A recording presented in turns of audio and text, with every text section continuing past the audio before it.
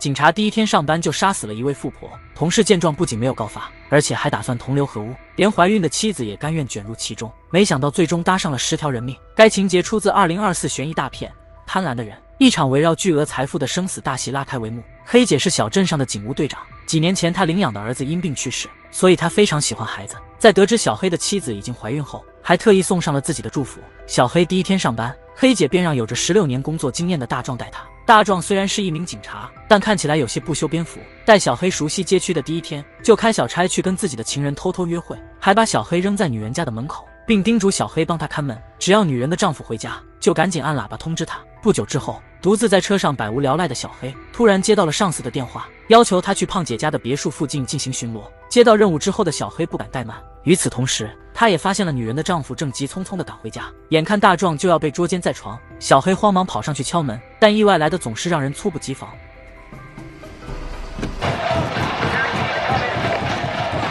小黑顾不了那么多了，只好独自驾车前往胖姐家的方向。因为小黑是第一天上班，对警局里的任务代号并不了解，将有人在别墅附近违章停车，误解为胖姐家里招贼了。小黑匆匆赶到之后，小心翼翼地来到胖姐家里，而此时的胖姐正在厨房里面烹饪美食。此时的她心情看起来非常不错，一边切着胡萝卜，一边戴着耳机享受着音乐，完全不知道外面发生了什么。就在这时，案板上的胡萝卜掉到了地上，小黑也正巧摸到了厨房里。刚捡起胡萝卜的胖姐突然现身，把小黑吓了一跳。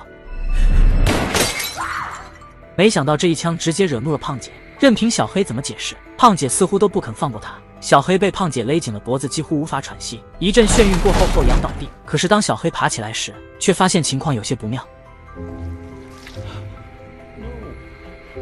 第一天上班就遇到这样的事情，小黑一时没了主意，只好给大壮打电话。此时的大壮还在为小黑没能及时通风报信耿耿于怀，但当他赶来看到死去的胖姐之后，心里也不由得一阵慌乱。毕竟小黑之所以出乱子，正是因为自己偷情导致的。如果这件事上报给局里，那么2个人都会因为工作失职而接受处分。尤其是大壮在上班期间做那些见不得人的事情，也将随之公布于众。大壮越想越气愤，无意间踢翻了客厅里的一个篮子。这时候意外出现了，只见满筐的钞票洒落在地上。大壮见此情景，一下子来了主意，于是跟小黑商量，伪造成他人入室谋杀，然后悄悄私吞那笔巨款。小黑本打算自首，但胖姐毕竟是因为他而死的，而且他的确也急需一笔钱来养活家人，所以思来想去，他也只好同意了大壮的提议。他们很快伪造了打斗现场，小黑也取出了嵌在墙上的子弹。之后2个人还像什么事都没有发生似的，悠闲自得地坐在客厅的椅子上喝起了咖啡。但是离开别墅的时候，小黑觉得有些不对劲，因为他发现别墅门口停着一辆山地车，而在他最初赶来的时候，并没有发现这辆山地车。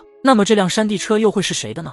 但此时的他们早已顾不得这么多了，眼下想办法掩盖真相才是他们首要解决的。为此，他们像往常一样去海边巡逻，为了制造不在场证据，还特意给长发姐的车子开了罚单，因此彻底引起了长发姐的不满。直到胖姐的鱼贩子丈夫报警，2人这才从海边返回别墅。因为鱼贩子是小镇首富，而且案件又十分恶劣，所以吸引来了当地电视台的到访。大壮一看这架势，特意提醒小黑千万不要说漏了嘴。由于已经做好了充分的准备，所以他们说上午曾经接到过胖姐的报警，但当时胖姐十分高兴，甚至还特意邀请他们到家里喝咖啡。2人默契配合，说得滴水不漏。黑姐听到这些后便问鱼贩子还有谁进过屋子。鱼贩子表示，虽然家里有园丁和女佣，但今天他们都没来上班。不过他特意提到了一个人，他就是妻子的私人按摩师。可大壮却表示，他们来的时候根本就没有发现按摩师的身影。黑姐只好转移话题，询问他有没有发现家里少了什么。可本该说丢了巨款的鱼贩子却表示家里什么都没有少，这就让小黑和大壮有些不明所以了。鱼贩子这么做到底图什么？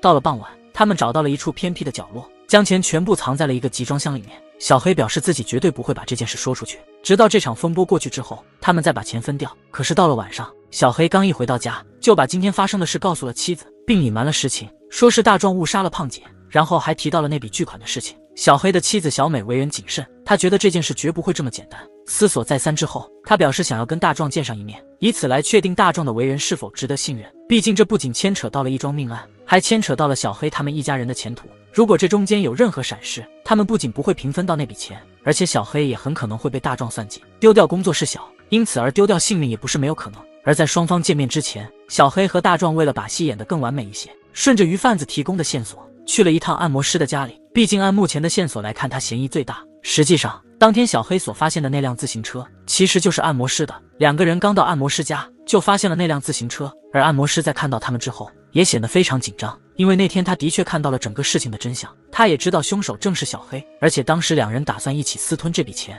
也被他听得一清二楚。可他却没有勇气站出来指证，一是因为他忌惮小黑和大壮的身份，二是因为他和胖姐存在着暧昧的关系。作为私人按摩师，他经常趁着鱼贩子不在家的时候上门服务。由于这层关系，有些事情即使说破天，别人可能也不相信他的话，所以他干脆来了个装聋作哑，表示自己不知道那天发生了什么。有意思的是，除了胖姐跟按摩师之外，鱼贩子也早就背着妻子偷偷出轨女秘书了。而鱼贩子为了摆脱胖姐，一早就雇佣了杀手。当天小黑和大壮发现的那筐钱，其实原本是鱼贩子付给杀手的佣金，两人还约定好了时间。可是没想到计划不如变化快，杀手还没有动手，妻子便遭遇了意外死亡。鱼贩子一开始也以为是杀手得手之后，然后又拿走了留在现场的佣金，所以他在接受调查的时候，一再表示家里没有丢失任何物品，而是专注于把视线往按摩师的身上引导，目的是为了撇清自己的嫌疑。而小黑和大壮则将计就计，假惺惺跑到了按摩师家里做了一番调查，并将按摩师跟胖姐之间的关系一五一十的汇报给了黑姐。可是黑姐却觉得比起按摩师，鱼贩子的杀人动机更大，因为胖姐在去世之前买了一份大额保险，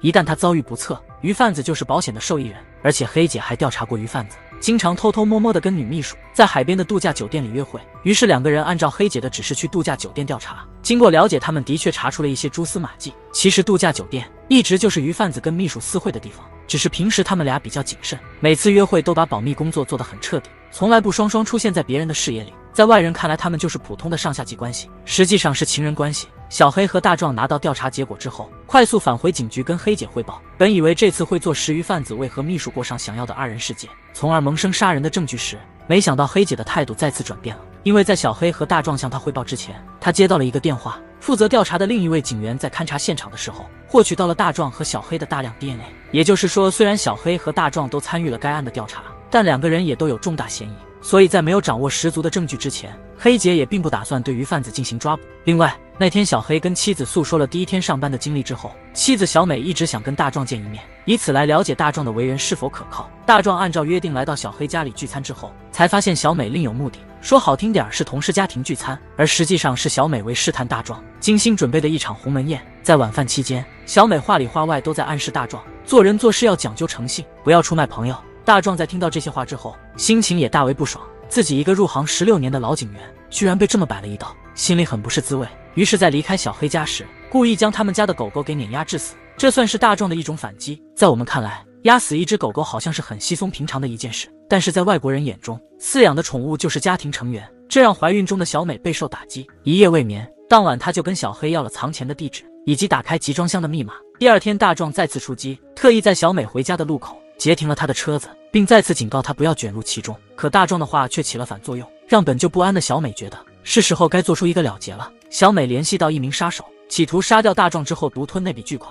杀手在接受到任务之后，决定立刻展开行动。小美也丝毫没有犹豫，即刻赶往藏匿现金的地方，将钱全部打包带走，然后又拿出5万美金放在了指定的地点，算是支付给胖杀手的佣金。小美以为一切计划的天衣无缝，回家后等待着杀手的好消息，可她却不知道这件事情背后远没有他想的那么简单。先是鱼贩子雇凶杀人遇到了麻烦，虽然妻子最终死于他人之手，但大胡子杀手却坚持讨要佣金，即使人不是他杀的，但毕竟他为此做了大量的准备。按照他们这一行的规矩，只要有所行动，无论是谁动的手，他都应该拿到这笔钱。而鱼贩子一时之间又拿不出那么多钱，如果48小时之内他筹不到钱，大胡子杀手是不会放过他的。可是如今这笔钱却不翼而飞，想来想去，嫌疑最大的还是按摩师。于是鱼贩子带上秘书开车来到按摩师的家讨要说法，并直接掏出枪让他交出那笔钱来。按摩师见状直接秒跪，表示是警察拿走了那笔钱。可是鱼贩子根本不信他的话，依然步步紧逼。关键时刻，按摩师的母亲发飙。车里的秘书见状，赶忙拿起枪来回击，眨眼之间将按摩师母子双双击毙。而这一幕恰巧被躲在不远处的小黑看在眼里。小黑之所以出现在按摩师家门口，是因为他意识到那天他跟大壮的事情很可能早已被按摩师发现了。而刚刚目睹了一场激战的他，此时心里窃喜不已，因为唯一的证人已被灭口，如今死无对证，再也没有人能威胁到他了。可是他还是高兴得太早，因为在他车子不远处还停放着另外一辆车子，而坐在车里的人正是大胡子杀手。此时的小黑并不知道，妻子已经背着他找杀手对付大壮。本来这件事可以圆满收场，风波过后，他和大壮可以平分那笔钱，继续过他们想要的生活。可是因为小美的试探以及他的贪婪，事情早已朝着不可控的方向开始蔓延。小美雇佣的胖子杀手很快锁定了大壮的位置，眼看大壮就要命丧当场，关键时刻还是情人给力。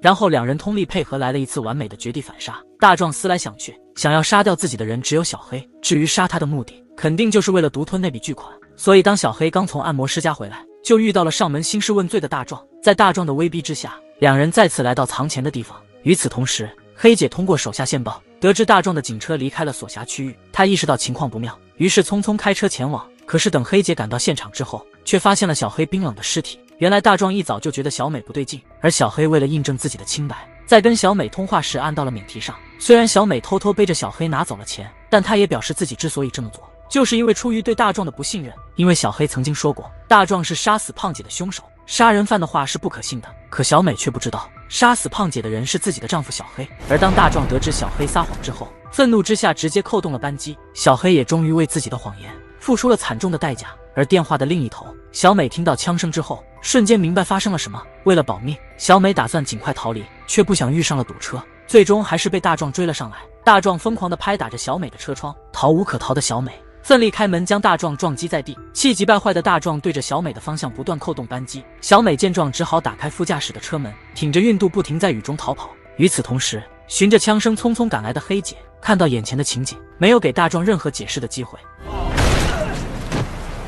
一切看似尘埃落定，但是风波并未平息。小美来到医院生下了孩子，黑妹前来探望，并希望从小美的口中得到所有真相。但贪婪的小美为了那笔钱，却决定将秘密深藏于心底。可是等黑姐走后，大胡子杀手却不请自来。为了拿到钱，他悄无声息地杀死了小美。可等他进入电梯的时候，却发现了一个腰间配枪的女人。